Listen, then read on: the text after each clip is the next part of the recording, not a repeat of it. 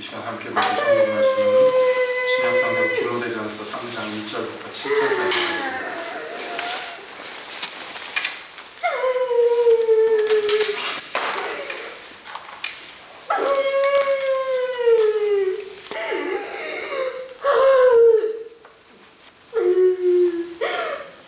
디모데전서 1장 3절부터 7절까지 보겠습니다. 디모데전서 3장. 미쁘다 이 말이여, 사람이 감독의 직분을 얻으려 하면 선한 일을 사모한다 함이로다.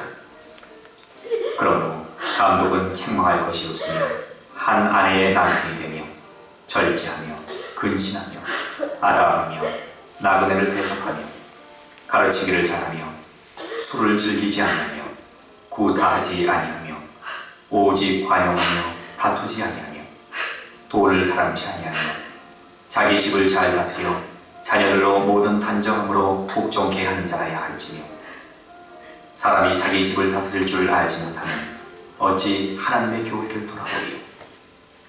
새로 입교한 자도 많지니 교만하여져서 마귀를 정죄하는 그 정죄에 빠질까 하니요. 또한 외인에게서도 선한 증거를 얻은 자라야 할지니 비방과 마귀의 올무에 빠질까 염려하라. 아버지 하나님, 이 시간 오셔서 저희 중에서 말씀하사 주의 진리로 저희를 인도하시옵소서. 예수님의 이름으로 기도합니다. 아멘.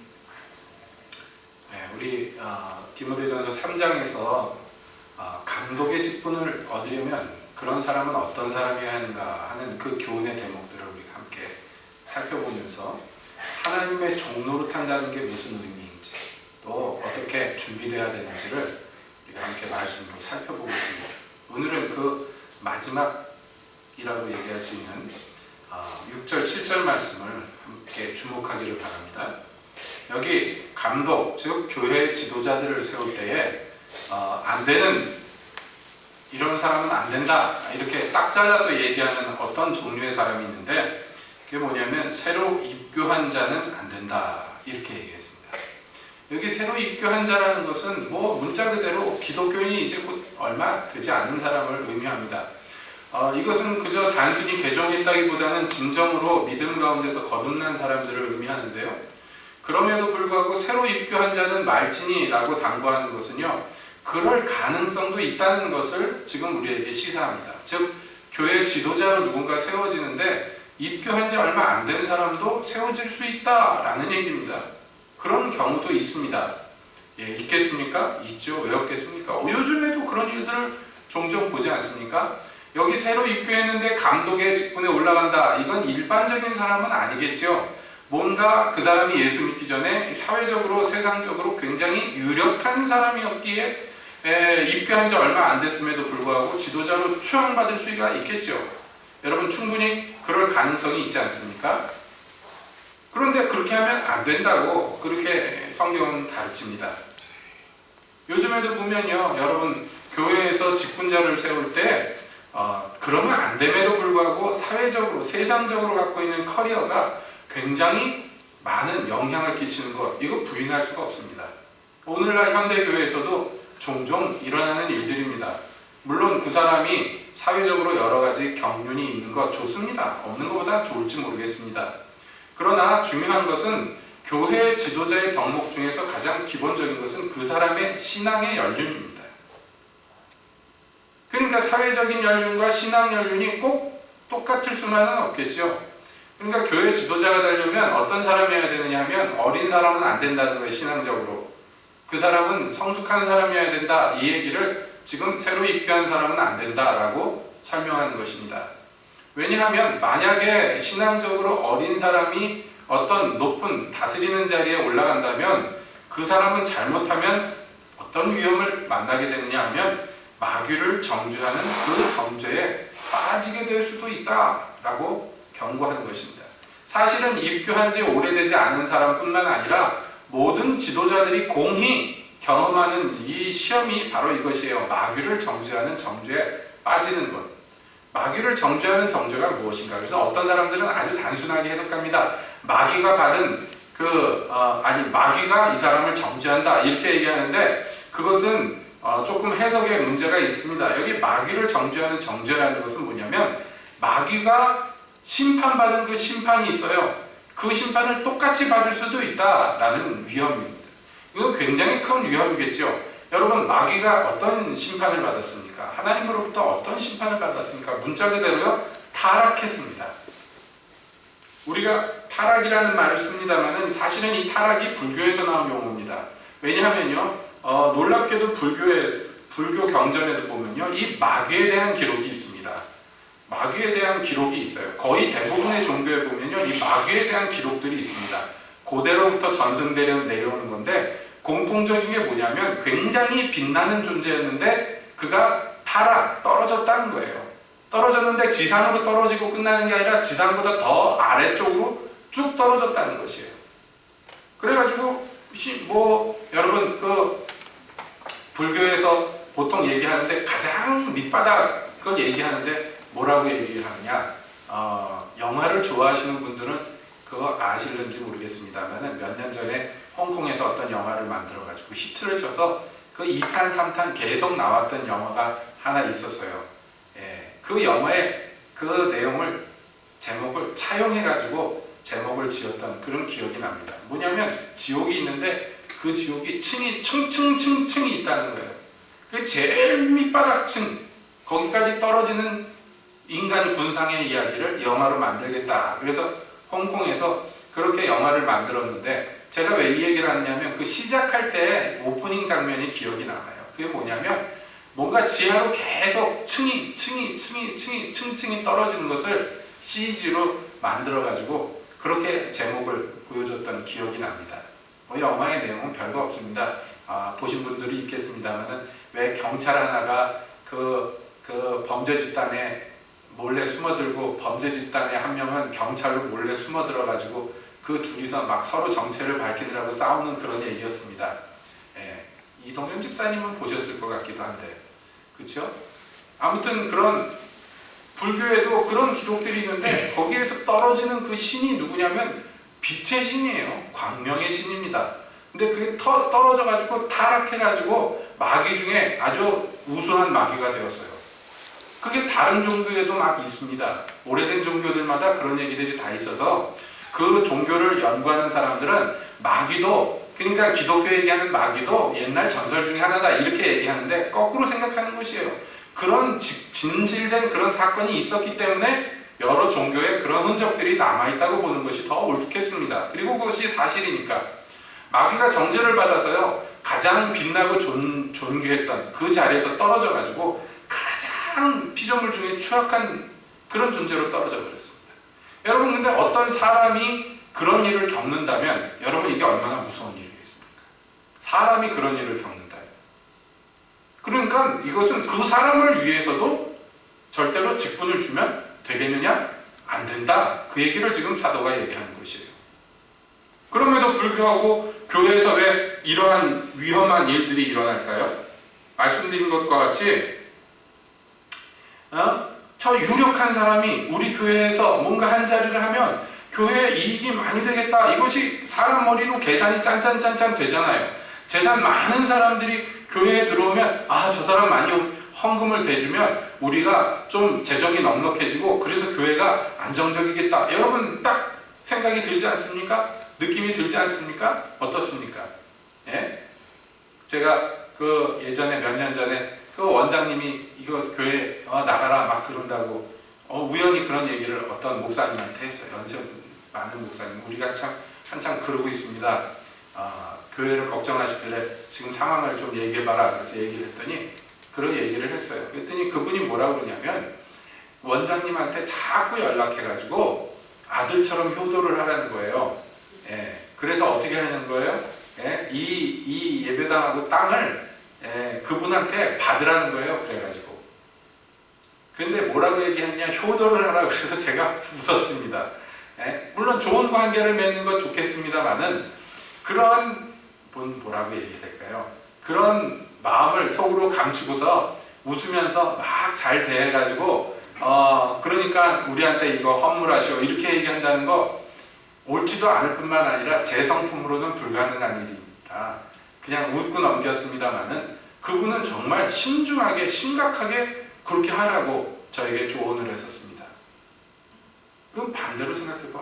그분은 목회하면서 이런 식으로 하시나 그런 생각을 했어요. 유력한 사람들이 오고 도움이 될 것 같은 사람들이 오면 막 그 잘해줘가지고 마음을 쏙 들게 해가지고 여러분 그런 식으로 사역하는 분들이 의외로 많다 하는 것을 제가 목회자 되면서 더 유난히 경험하게 됩니다. 그래서 성경에서 분명히 경고하는 것이에요. 너희가 왜 너희 모였을 때 부자가 오면 여기 상석에 앉으라고 그러고 가난한 사람이 오면 저 구석진데 저 밑에 가서 앉으라고 그러느냐고. 성경에서 야단 치잖아요. 그러니까 초대교회 때부터 그런 일들이 있습니다. 인간 세상은 어쩔 수 없는 것 같아요. 인간이란 게 그 모양인 것 같아요.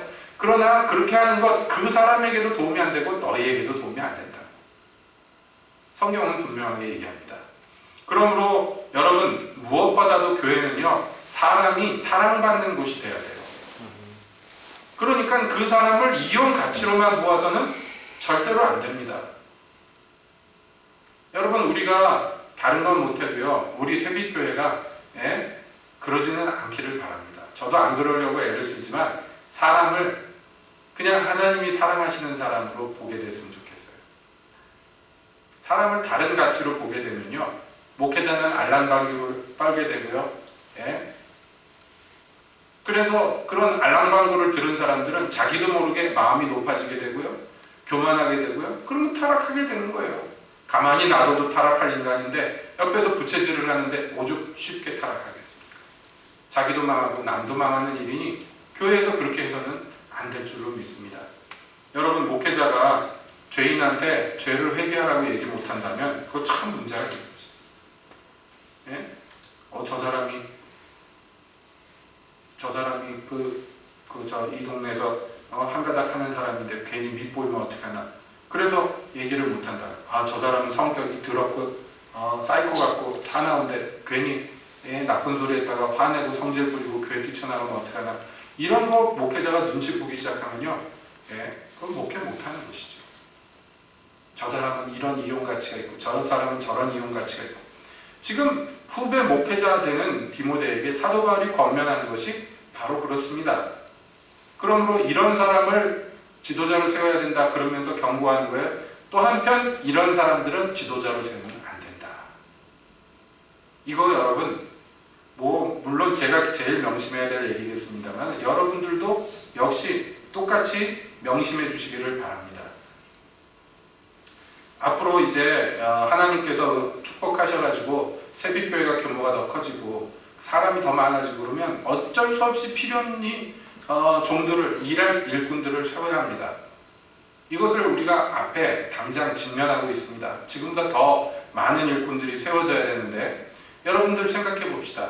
그 일꾼들이 세워질 때 아주 단순하지만은 꼭 필요한 건 뭐냐면 준비된 사람들이 세워져야 된다는 거예요. 합당치 못한 사람들이 필요에 의해서 세워지면 이거 꼭 해야 되는데 어쩔 수 없으니까 누군가를 시켜야 되는데 그래서 준비되지 못한 사람이 세워지는 것은 그 사람에게도 불행한 일입니다. 그러므로 여러분 명심하십시오. 여러분 준비되시기를 바랍니다. 특히 여기 모이신 여러분들이 준비되셔야 합니다. 왜냐하면요 하나님 나라는 어쩔 수 없이 하나님 나라의 백성은 어쩔 수 없이 일꾼이 돼야 되는 거예요. 반드시. 그거 도망칠 수가 없는 것이에요. 반드시 일꾼이 돼야 됩니다. 여러분 모르드게가 에스더에게 뭐라고 그랬습니까? 너만 궁에 있어서 이 이스라엘 사람들 다 멸망당할 때 너만 무사하리라고 생각하지 마라. 오늘날 네가 이 백성 구원하는데 떨치고 일어나지 않으면 이 백성은 다른 방편으로 하나님이 구원하시겠지만 너와 내 아비 집은 멸망하리라. 에스더에게 얘기했어요. 오늘날 네가 왕후의 자리에 앉은 것이 이 날을 위함이 아니겠느냐? 반문합니다. 이것은 우리에게 어떠한 교훈을 주는데요. 하나님께서 여러분 이스라엘을 구원하시기 위해서 이미 오래전에 에스더를 선택하시고 그래서 에스더를 왕후의 자리에 앉히셨습니다. 그렇죠? 그런데 그 자리에 앉은 에스더가 자기를 앉히신 이 자리까지 불러주신 하나님을 알지 못하고 순종하지 않았다면 모르드게 말처럼 이스라엘은 다른 방편으로 구원을 얻었겠지만 그러나 에스더는 그 아름다운 이름을 오늘까지 남기지 못하였을 것입니다. 우리 한 사람 한 사람도 마찬가지입니다. 여러분 오늘까지 살아서 이 시간까지 이렇게 예배당 안에 앉아있는 거 하나님의 은혜입니다. 저부터 해서 여기 계신 모든 분들이 하나님의 은혜를 입어서 이 자리에 있습니다. 그런데 그거요 그냥 먹고 놀라고 여기다가 앉혀놓은 거 아닌 줄로 압니다. 여러분들이 감당해야 될 일들이 있어요. 아, 나는 여기에서 이 일에서 한 발 뒤로 물러나면 나는 뭐 문제 없을 거야. 궁 안에 있으면 물론 에스더는 다른 이스라엘처럼 그렇게 죽지는 않았겠지요. 궁 안에 있기에 죽지 않았겠지요. 그러나 여러분 역사 속에서 보면요 에스더의 남편으로 나온 그 왕이요 실제로는 암살당해서 죽습니다. 그 왕이 영화에도 나왔잖아요. 나는 관대하다 이랬던 그 누구죠? 이름이 헷갈린 아닥사스다인가요? 그 결국에는 부하들의 모방으로 얼마 가지 못해서 죽어요. 왕궁에 있다고 해서 안전한 거 아닙니다. 하나님 안에 있어야 안전한 것이. 죽든지 살든지. 그러므로 모든 이스라엘 사람들 그들 중에서 특별히 뽑아서 왕후의 자리에 앉힌 사람, 그 사람은요 이스라엘의 구원의 방편으로 하나님이 예비하신 사람. 여러분 한 사람 한 사람도 다 마찬가지예요. 여러분들이 원래 어땠든지 간에 기독교 집안에 태어났든지 또는 불신 집안에 태어났든지를 불문하고 하나님께서 오늘날까지 여러분들을 입히고 먹이고 길러서 양육해서 하나님 사람을 만들어서 오늘까지 이르는 것은 반드시 뭔가 구원의 방편으로 여러분들을 사용하시기 위함입니다. 근데 문제는 하나님께서 사용할 그 시간 그 자리에 사용될 수가 있어야 된다는 것이에요. 그렇지 못한다면, 그렇게 하지 않는다면 여러분 우리는요 굉장히 큰 비극을 경험할 수가 있어요. 그렇기 때문에 모든 예수 믿는 사람들은 필연코 맡겨진 사명을 수행해야 될 의무가 책임이 있는데 문제는 오늘 본문의 말씀과 같이 그것에 걸맞는 사람인가 이게 문제라. 나는 자격이 없으니까 안 하네 이렇게 얘기하면 곤란합니다. 반드시 해야 되는 일인데 그것을 이루기 위해서는 자격이 충분해야 된다는 얘기를 지금 드리는 말씀이에요. 우리 이 감독 직분에 대해서 말씀 시작할 때 여러 교부들의 얘기를 말씀드렸습니다. 교회 초대 때 지도자였던 사람들이 감독의 직분에 오른 사람들이 하나같이 그것을 사양하고 심지어는 그 자리를 피하려고 애를 썼다 하는 일화들이 남아있는데 그렇지 그러니까 우리도 그렇게 도망다니고 안 하면 되지 그게 아닙니다. 피하였으나 그 사람들은 그 일을 다 했다는 것이 싫어하고요. 문제는 그 직분을 맡기 전에도 이미 그 감독의 직분에 걸맞는 삶을 살고 있었다는 게 중요한 팩트라는 거예요. 그렇기 때문에 아타나시우스도 감독으로 직분을 면받았을 때 그것이 싫어가지고 도망다녔습니다. 여러분 아타나시우스가 누굽니까? 잘 모르시는지 모르겠습니다만은 기독교 최초의 이단과의 공식적인 싸움에서 기독교를 지키고 우리 진리를 수호하도록 만들었던 아주 핵심적인 집사님이었어요. 아타나시우스가요. 그 당시 교회의 주류를 이뤘던 아리우스파라는 이단이 득세하고 있었는데요. 그래가지고 교회 지도자들이 모여가지고 이거 무엇이 옳으냐 그것에 대해서 토론할 때 한 감독의 수행자로 왔던 집사 중에 하나였던 젊은 아타나시우스가요. 아리우스파의 그 말에 아리우스의 말에 아무도 대답 못할 때 홀로 일어나가지고 성경을 가지고 대적해서 결국에는 아리우스파가 정죄를 받고 교회에서 쫓겨나게 했습니다.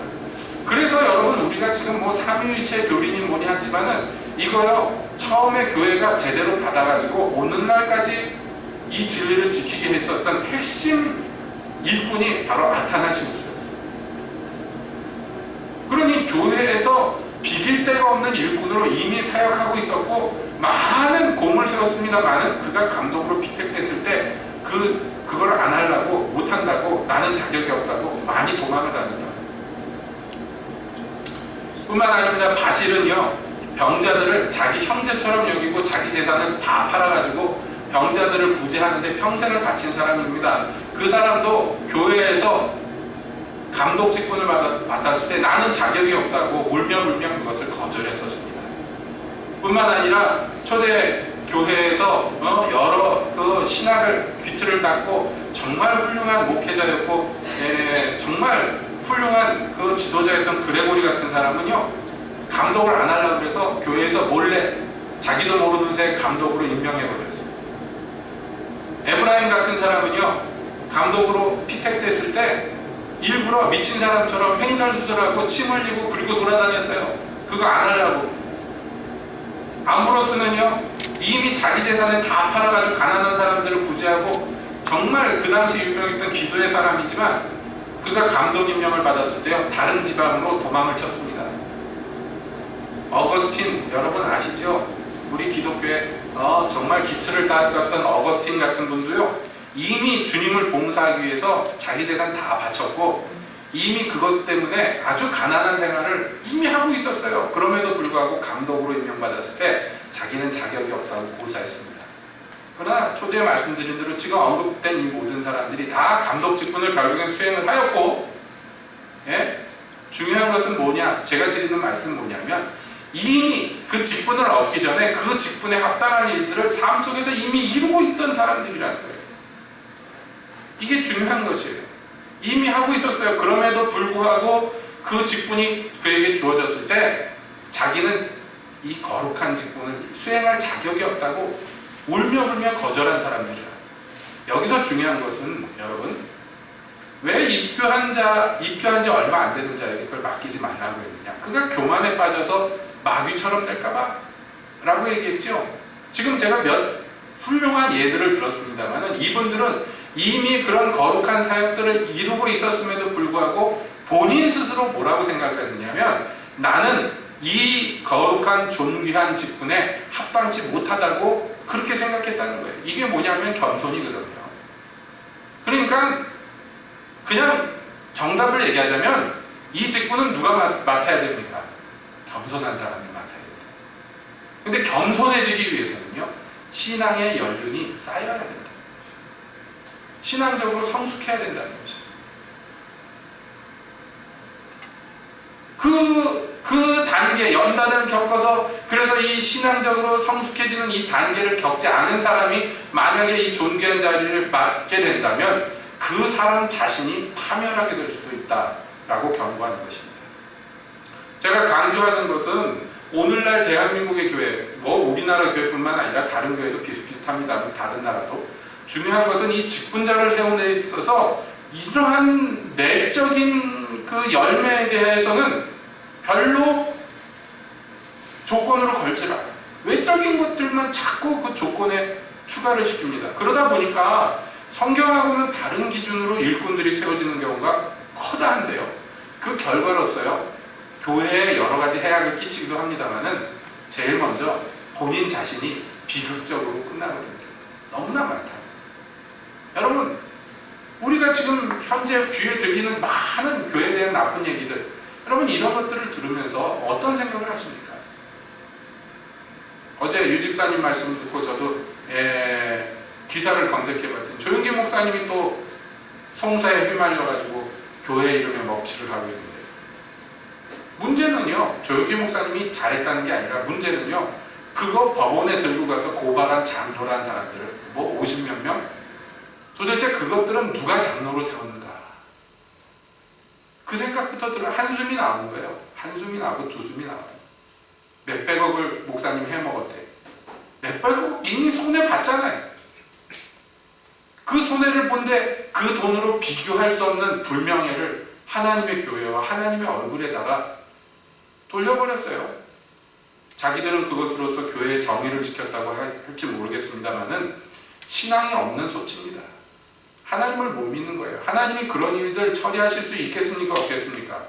자기네 교회 목사님이 몇백억을 막 해먹어. 계속 해먹어. 예? 계속 해먹어. 속이 막 터져. 헌금 갖고 저지랄하는 거 못 견디겠어. 그거 어떻게 해야 돼요? 경찰에 신고하고 법원에 고발하고 그러면 됩니까? 그게 정말 최선입니까? 아닌 거 우리 알잖아요. 성경에서 뭐라고 그랬는지 알잖아요. 고린도 교회에서 그런 사건이 일어났을 때 사도 바울이 분명하게 얘기했습니다. 너희 교회의 문제 그 세상 법정에 갖고 나가서 세상 사람한테 그것을 판단을 맡기는 것이 옳으냐는 거예요. 너희가 천사도 심판할 권세가 있다는 걸 모르느냐고. 하물며 너희 같은 존귀한 자들이 세상 법정에 나가서 옳으니 그르니 따지고 싸우는 것이 옳으냐고. 오히려 책망하지 않습니까? 문제가 뭐냐면 하나님을 못 믿는 거예요. 하나님이 이거 해결해 줄 수 있다고 못 믿는 거예요. 하나님 기도해봤냐고만 당연히 해봤다고 그러겠지요. 기도하면 뭐합니까? 하나님을 안 믿는데.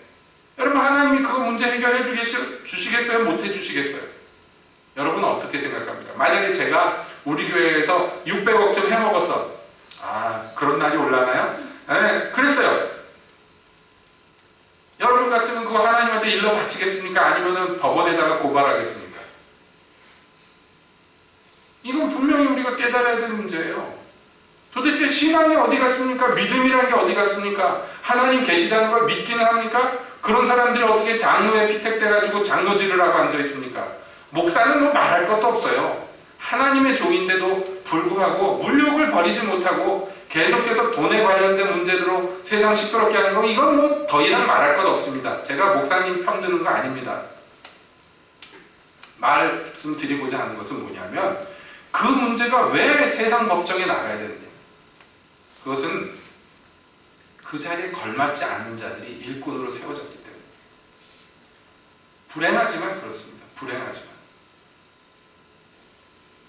왜 그런지 알지요? 제가 알지요. 저희 큰 고모님 되시는 분도 생전에 그 교회에서 권사 직분 받았을 때 고민했어요. 거액을 헌금을 의무적으로 해야 되는데, 예? 할머니가 혼자 무슨 돈이 있어요. 자식들 불신자들인데 자식들한테 손 펼쳐서 헌금 달라고 그래야 됩니까? 그래서 안 하겠다고 그러는데도 억지로 교회에서 시키는데, 또 웃기는 건 그거 하려면 돈을 갖다가 거액을 내야 돼. 의무적으로. 권사도 그런데 장로들은 오죽하겠습니까? 장로 한 사람 되는데 정말 거액을, 그 당시에 집 한 채 살 정도의 돈들을 의무적으로 내야 돼. 어떻게 해가지고 권사님 되는 날 제가 축하드리러 그 교회 갔는데 그 장로 피택된 사람들 나와서 안수받는 거 보면서 정말 저걸 뭐라고 얘기하냐. 좀 나쁘게 얘기하면 공장에서 컨베어 벨트 시스템이라고 있죠. 물건들 쭉 지나가면 왜 하나씩 해가지고 이제 완성품 나오는 거니까 컨베어 벨트 시스템이잖아요. 자동화 시스템. 꼭 그렇게 안수를 받더라고요. 너무 많은 사람이 한꺼번에 안수를 받으니까. 안수해주는 그 목사님들이 수십 명이 통로를 만들어 놓고 그 가운데 안수받을 사람들이 쭉 들어와가지고 자리하면 안수받고 쫙 나가면 그 다음 사람들이 줄 맞춰서 쭉 들어오고, 이걸 계속 하는데, 이거를 뭐 장로님 많이 됐다고 축하해야 되는 건지 뭐라고 해야 되는 건지, 전부 나쁜 의도만 있어서는 아니겠습니다만은, 여러분 솔직히 말해가지고 저는 그 교회에서 여기 성경의 기준에 맞는 그런 장로님들이 그렇게 많이 뽑힌다는 것을 믿을 수가 없습니다. 솔직히 얘기해야죠. 여기 우리가 감독은 이렇게 나오는 거 보셨잖아요. 디도서에서 장로는 이렇게 나오는 거 보셨는데 솔직히 그 기준에 맞는 사람이요 얼마나 있겠습니까? 교회 가운데. 저도 보면은 자격이 없다고, 이 앞선 믿음의 사람들처럼 도망다니는 판인데 이거 시켜준다는 거예요. 예? 그 자격이 그렇게 있습니까? 그렇게 많이? 대량으로? 매년? 그렇게 많이? 저는 믿을 수가 없어요. 정말 어떤 한 교회에 그 정도 인재들이, 여기 성경에 나오는 기준에 맞는 인재들이 그렇게 많다는 것은 정말 하나님 나라의 큰 복이겠습니다만은, 실제로 그러할까 생각하면 글쎄요, 잘 모르겠습니다. 그 결과가 나오는 거예요. 지금 세월이 지나고 결과들이 나오는데, 그런 사람들이 지도자가 되니까 하는 짓들이 세상에서 하는 것하고 별다를 바가 없어요. 그런 사람을 지도자로 뽑는 사람이니 그 목사님이 하는 것도 뭐 별반 다를 것이 없고, 그냥 세상에서 대기업 회장이 하는 것과 흡사하지 않습니까? 거기서 거기죠. 그 아름다운 이름들, 거룩한 사역들이 어떻게 해서 말년에 이렇게 비참하게 됩니까? 보면 간단합니다. 성경에서 얘기한 거 우습게 생각해서 그런 거예요. 여러 가지 기준이 있습니다만 오늘 읽은 기준 여러분 보세요. 미숙한 자들, 어리석은 자들, 아직 신앙의 연륜 없는 사람들 그 자리에 앉히면 안 된다. 그럼 마귀처럼 된다. 여러분 마귀처럼 된다니까 무섭습니까? 그럼 마귀처럼 된다는 게 무엇인가? 우리가 그 내용을 알고자 하면 아마도 성경 전체에서 유다서에서 제일 잘 나와 있지 않는가 생각합니다. 유다서가 짧다면 짧은 성경입니다만 한 장밖에 안 되니까요. 대부분의 내용이 뭐냐면 단번에 믿음으로 구원 얻는 도리에 대해서 반대하는 자들에 대한 경고예요. 그 경고가 근본을 어디다 두느냐. 6절에 한번 보겠습니다. 유다서 6절 제가 한번 읽겠습니다. 또 자기 지위를 지키지 아니하고 자기 처소를 떠난 천사들을 큰 날의 심판까지 영원한 결박으로 흑암에 가두셨으며, 이게 이제 마귀가 타락한 것을 얘기하는데요. 마귀가 뭐라고 타락한 이유에 대해서 얘기하냐면 자기 지위를 지키지 아니하고 자기 처소를 떠난 천사들라고 마귀와 그 추종자들을 그냥 단순하게 설명합니다. 자기 지위를 지키지 않았다. 그래서 자기의 자리에서 떠나버렸다. 이렇게 나옵니다. 이거를 뭐라고 얘기해야 될까요? 여러분, 그렇다면 생각해 봅시다. 천사들이 그 지위와 처소는 무엇이에요? 그가 받은 책임과 의무는 무엇입니까? 천사들이 해야 될 제일 중요한 일은 무엇입니까? 하나님을 찬양하고 경배하는 것이에요. 근데 거기서 떠났다는 것은 반대로 얘기하면 경배하는 자리에서 떠나서 경배받는 자리에 앉고자 했다는 문제. 이것이에요. 마귀의 이게 범죄의 근본입니다. 하나님을 경외하고 하나님을 찬양하는 그 자리에서요, 찬양받는 자의 자리에 앉고자 했다는 것이에요. 얼마나 무서운 일입니까? 그래서 그들이 어떻게 되느냐, 결박해가지고 흑암에 가두었어요. 큰 날, 마지막 날 심판 때까지. 이게 마귀의 오늘날의 현실이에요. 근데 문제는 그 다음에 나옵니다. 7절에 소돔과 고모라와 그 이웃 도시들도 저희와 같은 모양으로 간음을 행하며 다른 색을 따라가다가 영원한 불의 형벌을 받음으로 거울이 되었다. 그러니까 마귀가 이렇게 해가지고 심판을 받았는데 그 뒤를 따라서 누가 따라갔다는 거예요? 소돔과 고모라에 있는 인간들이 그 뒤를 따라갔습니다. 그럼 무슨 얘기입니까? 소돔과 고모라에 있던 인간들은 누굽니까? 하나님의 형상대로 창조받은 거룩한 일에 힘써야 될 자들이 짐승만도 못한 자리로 스스로 떨어뜨려 버렸어요. 그래서 마귀처럼 심판을 받았어요. 이것이 우리에게 거울이 됩니다. 그런데도 불구하고, 이런 것들을 다 알면도 불구하고 그러한데 꿈꾸는 이 사람들도 그와 같이 육체를 더럽히며 권위를 업신여기며 영광을 회방하도다 라고 탄식합니다.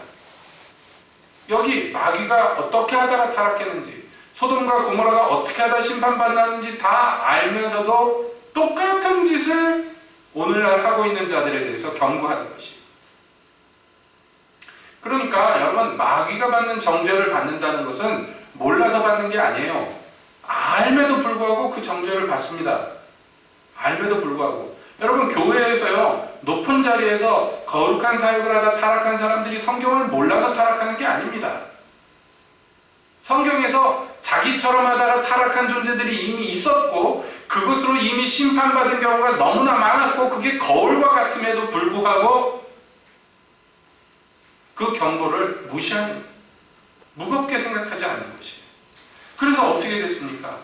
화 있을진저 이 사람들아. 유다서에서 그렇게 얘기합니다. 왜냐하면 이 사람들이 뭘 하느냐면 회방하는 죄가 얼마나 무서운지를 알지 못하면서 그 알지 못하는 것을 무엇이라도 회방합니다. 이 사람들. 진리를 알지 못하는데 문제는 진리가 눈앞에 오면요, 그걸 회방하는데 이성 없는 짐승처럼 본능으로 진리를 쫓지 않고 제 본성대로 그 모든 것들을 회방합니다. 여러분, 이게 굉장히 무서운 것이에요. 이들은 가인이 저지른 것과 같고 발람이 저지른 것과 같은 그런 죄악들을 저질러 갑니다. 여러분, 가인이요, 자기 제사를 하나님이 받지 않으시는 것을 보았어요. 알았어요. 예? 그걸 보면 뭘 해야 됩니까? 회개하고 겸손하고, 그리고 아벨에 가서, 예, 동생아, 어떻게 해서 너는 하나님께 이렇게 예배를 연락받았느냐? 나도 좀 배우자. 이래야지 정상인데, 가인은요, 분노를 품고 하나님을 원망하고 동생을 죽였어요. 발람은요, 자기 하는 짓을 하나님이 기뻐하지 않는다는 거 분명히 알았습니다. 뿐만 아니라 발람을 쫓아가는 그 길에서 죽을 뻔도 했습니다. 당나귀 아니었으면 죽었습니다. 그럼에도 불구하고요, 제 고집 꺾지 않고 끝까지 그 물욕을 쫓아서 달려가다가 죽었습니다. 이 사람들의 공통점이 뭐냐면 몰라서 멸망한 게 아닙니다. 알지만 불순종하고 알지만 거역합니다. 그래서 폐역을 쫓아가다가 멸망에 이르렀습니다. 여러분, 이 사람들, 이 경건치 않은 사람들, 이 사람들이 원망하고 불평을 하고 그래서 하나님을 거역했는데 여러분 그 결과로서 마귀와 같은 심판을 고스란히 받게 되더라는 거예요. 우리가 지도자를 직분자를 잘못 세우면 이러한 꼴을 보게 됩니다. 예나 지금이나 똑같습니다. 그러므로 이것이 얼마나 중요한지요. 자, 그렇다면 반대로 여러분 우리는 이 직분자가 되기를 사모해야 된다는 것을 이미 말씀을 통해서 보았습니다. 사모하는 자들이 돼야 돼요. 여러분들 다시 말씀드립니다. 여러분 여기 피할 길이 없어요. 여러분들은 하나님의 일을 이 땅에서 이루어드려야 됩니다. 그냥 자기를 위해서 살다가 그냥 늙어 죽는 것만큼 기독교인에게 비극이 없어요. 하나님의 뜻을 여러분을 위해서 세우신 하나님의 그 창세전에 세우신 계획을 여러분 우리가 다는 못하더라도 그래도 어떻게든지 이루어드려야 됩니다. 그게 우리의 삶의 목표, 목적이 돼야 돼요. 여기 도망가면 안 됩니다. 피해서도 안 되고 숨어서도 안 되고 졸면 자도 안 됩니다. 땅에다 묻어놔도 안 됩니다. 열심히 일해서요 받은 달란트를 몇 배라도 남겨야 돼요. 동의하시죠? 사모해야 되죠. 그러면 이 직분을 받아야 된다는 얘기인데 꼭 감독이 아니더라도 어떤 직분이라도 받아서 그 직분의 일을 수행해야 된다는 것인데 지금 어떤 사람이 이 직분을 못 받는다고 그랬어요? 네. 미숙한 사람, 어린 자, 신앙의 연륜이 없는 사람, 연단받지 못한 사람 이런 사람들은 안 된다고 그랬잖아요. 그러니까 여러분 우리가 그런 사람이 되면 안 됩니다.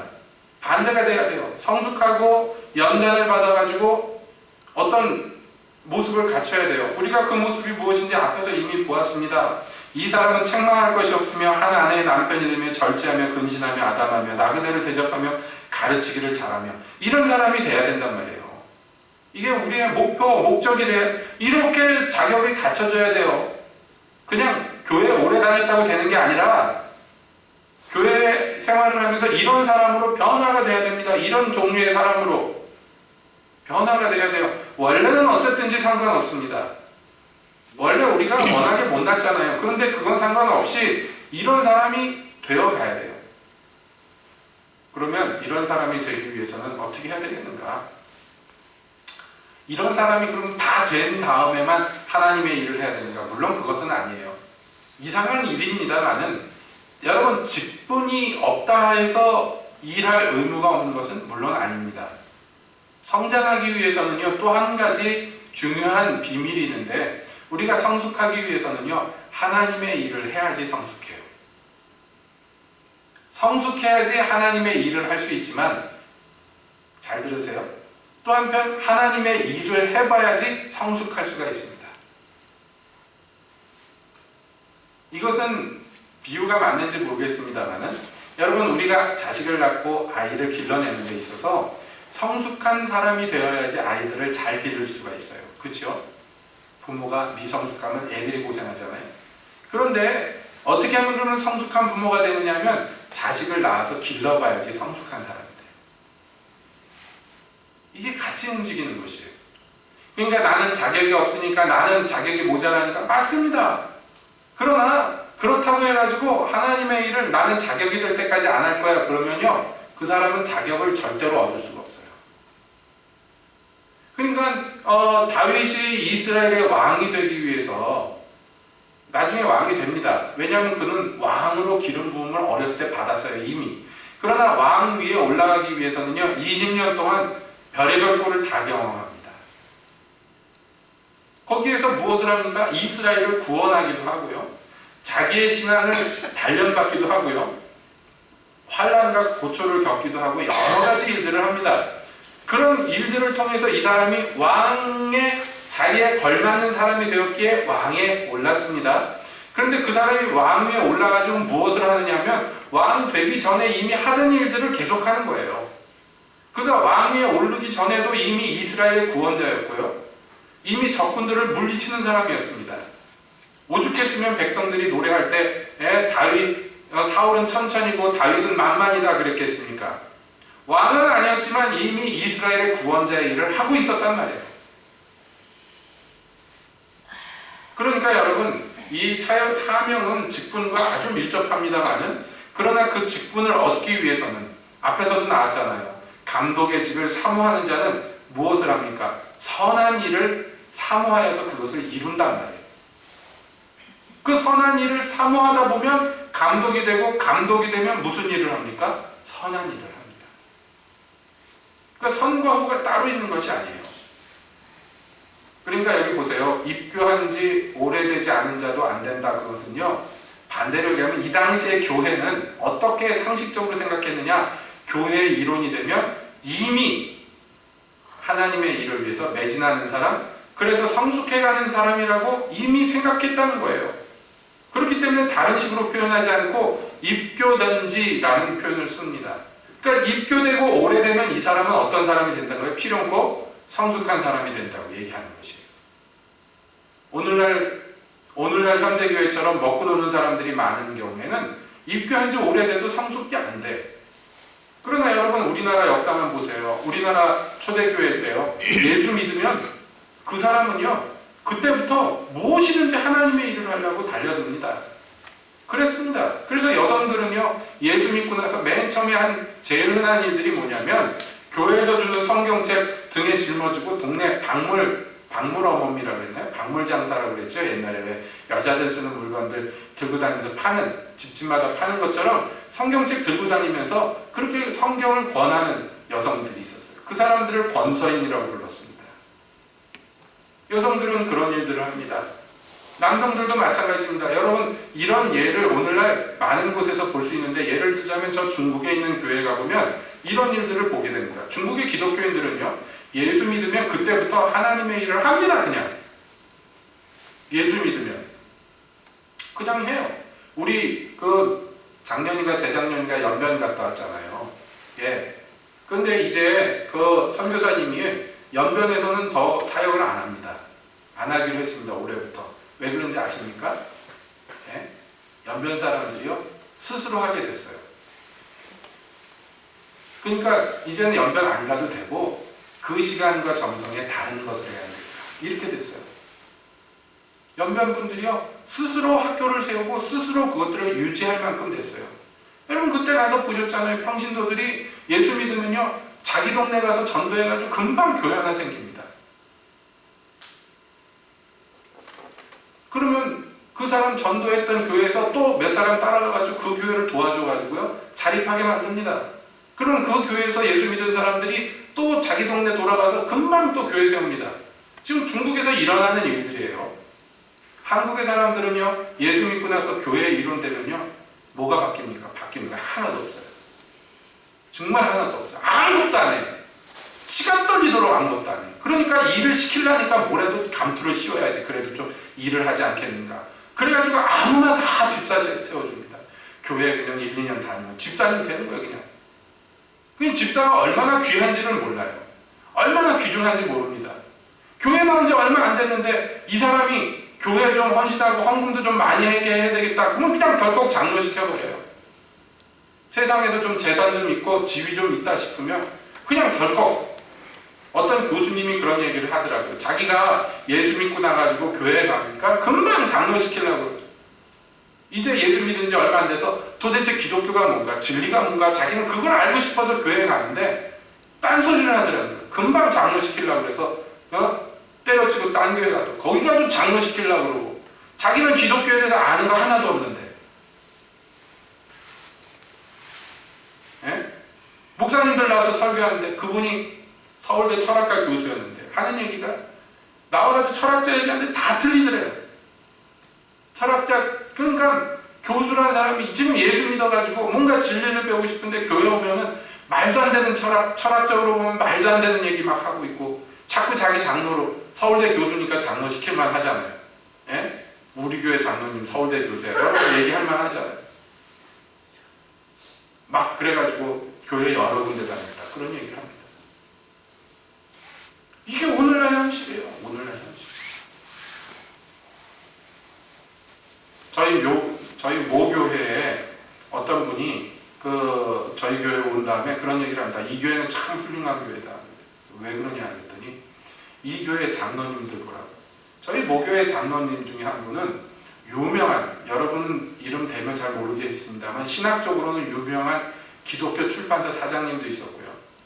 그 강남에서 유명한 한의원 원장님도 있었는데, 그런데 그 중에서 제일 연세 많으신 장로님은요, 그 동네 연탄 가게 하고 있었어요. 그 동네에서. 그때만 해도 연탄 가게 있었어요. 또 한 분은 쌀 가게 아저씨였어요. 강남인데, 강남의 오래된 교회인데 여기 장로님들이 연탄 가게 아저씨, 쌀 가게 아저씨가 하는 거 보니까 이 교회 훌륭한 교회다 라고 어떤 분이 그 얘기를 하길래 그런가? 그랬어요. 저는 잘 몰랐습니다. 어렸을 때. 근데 지금 생각해보면 그거는 훌륭했던 것 같아요. 그 사람의 재산 유무나 지위의 그런 걸 따지지 않고 신앙을 따져가지고 장로님을 세웠다는 거예요. 왜냐하면 그 연탄 가게 장로님이 정말 누가 봐도 신앙적으로 훌륭한 거예요. 근데 학력이 초등학교도 못 나옵니다. 그리고 한쪽 눈이 백내장이라 허해가지고 사팔에다가 애꾸처럼 생겨서 꼭 노틀담의 꼽주처럼 생겼어요. 머리도 막 벗겨지고. 그런데도요, 초등학생들, 주일학교 반사인 사람들, 저 같은 어린, 이제 고등학교 나오고 그런 반사된 저한테도 꼭꼭 존댓말 쓰고 선생님, 선생님. 그분이 나와서 대표 기도하면 얼마나 은혜로 한지 지금도 기억에 남아요. 여러분, 그러니까 어떻게 되느냐. 우리 교회도 그런 교회 돼야 되겠죠. 신앙의 연륜이 있고 존경할 만한 신앙의 사람들이 직분을 얻어서 그래서 교회에서 잘 사역하는 그런 교회가 돼야 되지 않겠습니까? 그러기 위해서 여러분, 특별히 여기에 모이신 여러분들은 정말 노력하셔야 됩니다.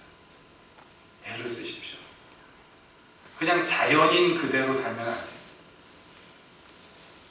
아담으로부터 물려받은 그 몸뚱이와 성품으로 살면 안 되고 우리는요 정말 자기를 쳐서 주님께 복종시키고 주님을 더 사랑하는 사람이 되고 그리고 영혼들을 구원하고 양육하고 먹이고 입히는 일들에 수고를 하고 도르가처럼 열심히 과부된 여자 뭐 재산이 있고 무슨 뭐가 남는 게 있겠어요. 그러나 자기가 어떻게 아낀 것들로 그걸로 실을 자아가지고 그것으로 옷을 해가지고 교회 교중에 가난한 사람들 옷을 해서 입히고 여러분 이런 것들이 귀한 거예요. 이런 것들이 귀한 거예요. 자기 할 수 있는 자리에서 다른 사람들을 위해서 섬기고 봉사하는 거예요. 여러분 이런 것들이 하나님께 연락되는 것들이에요.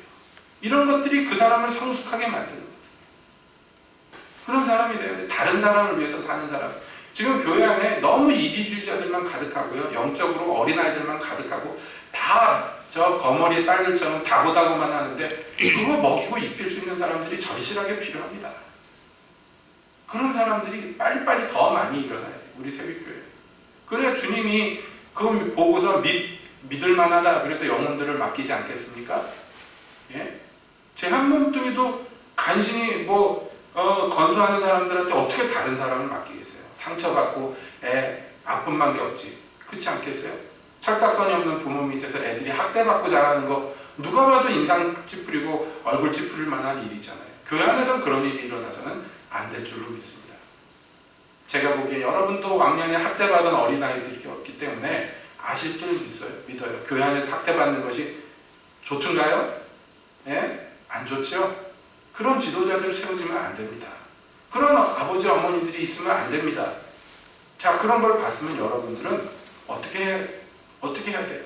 좋은 아버지, 좋은 어머니, 영적으로 되어서 그래서 여러분들 믿고 맡겨주시는 그 영혼들을 잘 돌볼 수 있어야 됩니다.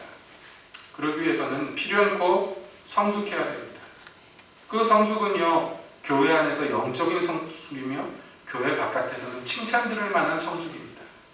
그렇게 마지막 조건이 또한 외인에게서도 선한 증거를 얻는 자라야 할지니라고 덧붙여 얘기합니다.